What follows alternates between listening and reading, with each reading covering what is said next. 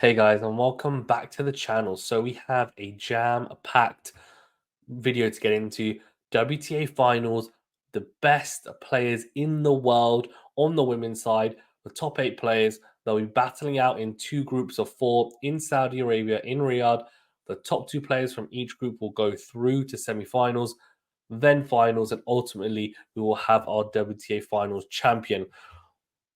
Look, I mean, the roster is absolutely stacked. There aren't any absentees because of injury, or which can happen, of course, or you know, any other circumstances. Everyone is fit, everyone is here, and that's exactly what we want to see.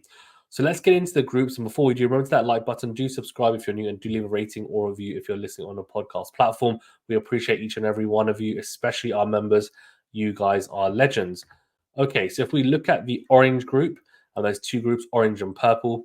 In the orange group, we've got Iga Swiatek, Coco Gauff, Jessica Pegula, and Barbara Krejcikova. So Krejcikova qualified for the finals despite not being in the top 8 in the world. And the reason why is she ended up taking Emma Navarro's spot because they have followed the ATP in that if you win a Grand Slam and you are in the top 20 of the tour rankings, you will qualify for the year-end finals.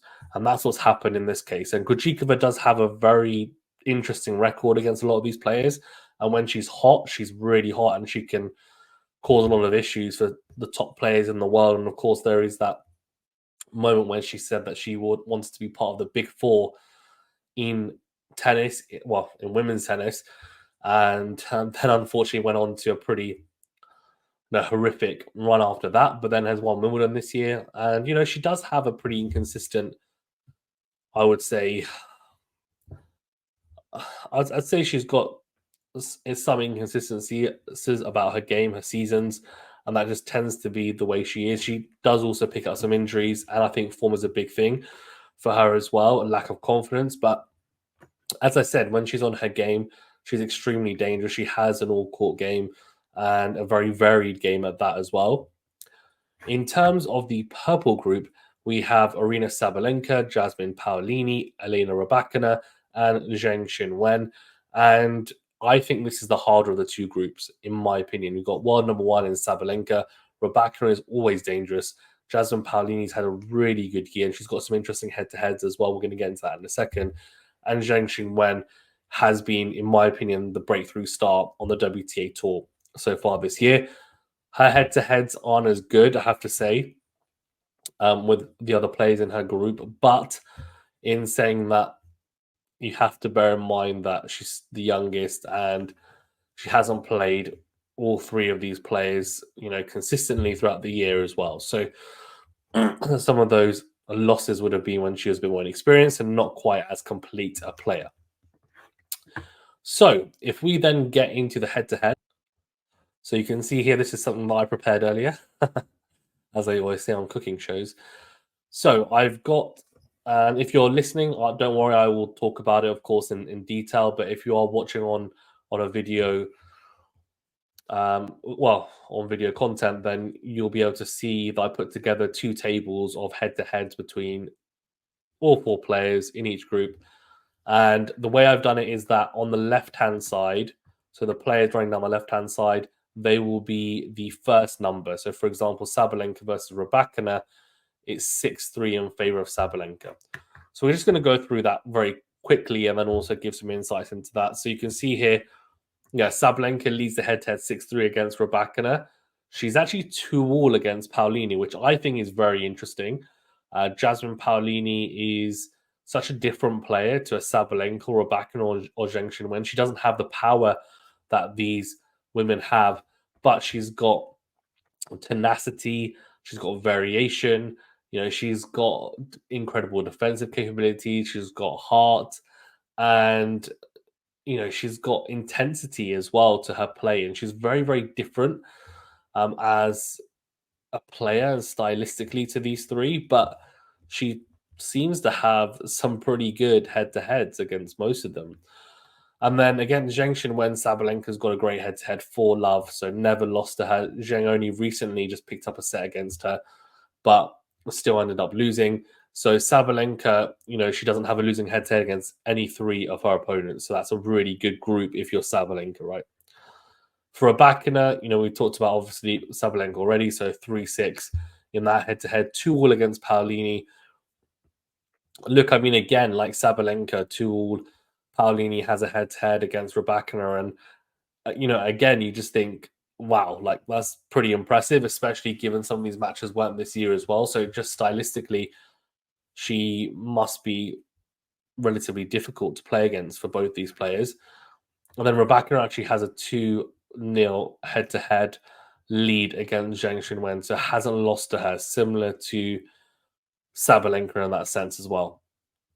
And so Paolini, we've gone over her head-to-heads against Sabalenka and Rybakina, but against Zheng Xinwen, she actually has a losing head-to-head of 0-3, which is very interesting because Rybakina and Sabalenka on paper are much stronger players. They've won a slam or grand slams, and Zheng Xinwen is still up and coming, but Zheng has those 3 wins against Paolini and hasn't lost to the Italian as well. So that's going to be interesting to see if that does change in these WTA finals. And then if we talk about Zheng Xinwen, so the only one really to talk about, which I don't think, well, we've actually gone through all 3 of them, but we'll quickly go through her. So she's, of course, 0-4 against Sabalenka, 0-2 against Rybakina, and 3-0 against Paolini. So, look, I mean, if you look at that group, you just think, on paper, you're thinking Zheng Xinwen probably doesn't get through. Paolini probably doesn't get through, and maybe it's Sabalenka and Rybakina, right? Because Sabalenka will be the favorite, I think, to beat all 3 players in the group. I think Rybakina will be the favorite to beat Zheng Xinwen. Paolini is a 50-50 according to the head-to-head. And then Paolini, I mean, she's got a 50-50 arguably against Sabalenka and Rybakina, but she could lose to Zheng. And Zheng will, on paper, will lose to 2 players and beat Paolini. So, I don't know. It's an interesting one. I'll give you guys my prediction in that group in a second, but let's get into the orange groups head-to-head. So, we've got Swiatek, Pegula, Gauff, and Krejcikova. So, Swiatek leads the head-to-head 6-4 against Pegula. 11-1. I mean, it's crazy these guys have played that much already, Swiatek and Gauff. I mean, Gauff is only 20 years old and she's already played Swiatek 12 times. And yes, she's lost to her 11 out of those 12 times, but the fact that she's even managed to play her 12 times is just crazy, to say the least. I don't know how they managed to play her that many times. It's just crazy to think about. But they have, and a very one-sided head-to-head in that so far anyway. And Swiatek Krejcikova is 2-all. So, as I said, Krejcikova is sneaky. She's got some sneaky head-to-heads here. We'll see in a second. Pegula 4-6, as we mentioned, against Swiatek. 4-1, though, against Coco Gauff, as that's a really impressive head-to-head. And then 1-all against Krejcikova. Swiatek Gauff, we mentioned, so 1-11, of course, there, and 1-4 against Pegula for Gauff as well, and 0-1 against Krejcikova. So she has a losing head-to-head against all 3 of her opponents. She's the only player out of all 8 players to have a losing head-to-head against all 3 players in her group. So that does not bode well for her in terms of just on paper anyway. And then if we look at Krejcikova and Swiatek, in saying that, though, by the way, that Krejcikova loss was in Roland Garros in 2021, if I'm not mistaken. Can't really take too much from that, maybe. Pegula, of course, I mean, she's only won once in Swiatek, so you could argue that those matchups on paper are very difficult for her. Then Swiatek Krejcikova, 2-all there, 1-all against Pegula, and 1-love against Gauff. So Krejcikova either has a level head-to-head or winning head-to-head against players in her group. Swiatek has a winning head-to-head against 2 of the players and a level 1 against Krejcikova. Pegula has a winning level and a losing, and Gauff has 3 losing. So you could say, well, you'd say that Swiatek's the big favorite, of course, and then it's between Pegula and Krejcikova, right? On paper, anyway. On paper. Okay, so these are my predictions. So the courts are indoor hard courts, and we don't have a huge amount of information about how quick the courts are. I've tried to have a look and do some research. Not really much to it, but it's rumored to be around not medium fast, just medium in terms of pace on the court index. So that would mean it would be slower than, say, the US Open or Australian Open, but not as slow as, say, Indian Wells, which is a very slow hard court. So we're thinking like a happy medium there, I guess. Indoors, though, of course, does also benefit big servers because there's no external factors in terms of wind, rain, sun, etc. It's still conditions. It's a lot easier to serve in still conditions ordinarily anyway. And if you're not serving well indoors, then it's not to do with the conditions. That's for sure. It's mainly to do with something else or with your serve. So, yeah, I mean, I think Sabalenka is a big favorite in her group, and I would back Sabalenka to top her group. And in terms of second place, I mean, Rybakina has recently, of course, split from her coach. She hasn't played much tennis at all in the last few months. But, she has the boost of announcing that she's going to work with Grani Vinicevic. He's not going to be working with her at the WTA Finals, but, I'm sure she's got a new lease of life. I saw her practicing in Sabalenka. She did look a bit rusty, I'm not going to lie. She did. Jasmine Paolini has been playing a lot of tennis, of course, and she's going to be well up for this. It's her first WTA Finals. And same for Zheng Wen. It's her first WTA Finals, so she'll be hungry. Those two players will be really hungry to get the win. I think indoors, Rybakina should have some. I mean, look, she should be able to get through this, right? Against a Paolina Zheng, you would imagine. So I'm going to go Sabalenka and Rybakina. Sabalenka to top the group and Rybakina to come second. I wouldn't be surprised if Paolini or Zheng do, but I'd be very surprised if Sabalenka doesn't make it out of the group. That would be my surprise. But you never know. The WTA Finals can be weird like that. It can be. In terms of the orange group, I mean, you would imagine Swiatek gets through it. It's indoors though, so as I said, it is different. But Swiatek is definitely not bad indoors. And I actually have a sneaky suspicion that Krejcikova is gonna creep into that second spot. Just got a feeling she's gonna be relatively fresh because she's not played a really long season like a Pegula and Gauff who played a lot of tournaments. She's relatively fresh. She's gonna be well up for it. She looks fit, and if she's fully fit, she's gonna be dangerous. So I'm gonna go for Swiatek and Krejcikova and Sabalenka and Rybakina. So that would give us a Sabalenka Krejcikova semi-final and a Swiatek Rybakina final. Semi-final. Now Swiatek Rybakina, we know that Rybakina can give Swiatek fits. We know that. And in terms of Krejcikova and Sabalenka, now the head-to-head here is 6-1 in favor of Sabalenka. Krejcikova did beat Sabalenka. It was in Dubai last year.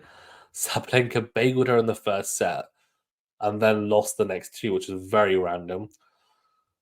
But Sabalenka's won the rest of the matches. I mean, Australian Open was really straightforward this year, 6-2, 6-3. Yeah, not really much to write home about there. Then, I mean, Swiatek and Rybakina is a more interesting matchup. And look, I mean, I'm going to go with Sabalenka to beat Krejcikova. Krejcikova could definitely get the win just because she's sometimes able to pull out some incredible tennis when it matters most. I mean, for example, Wimbledon this year. Rybakina has a 4-2 leading head-to-head against Swiatek. 4-2. So if she were to make it out of the group, which is a big if to be fair, she beat Swiatek in Stuttgart. That was on clay, by the way, indoors, but still on clay. Doha, Swiatek won the final there. Rome, Rybakina beat her there. Rybakina beat Swiatek in Indian Wells. Rybakina beat her at the Australian Open.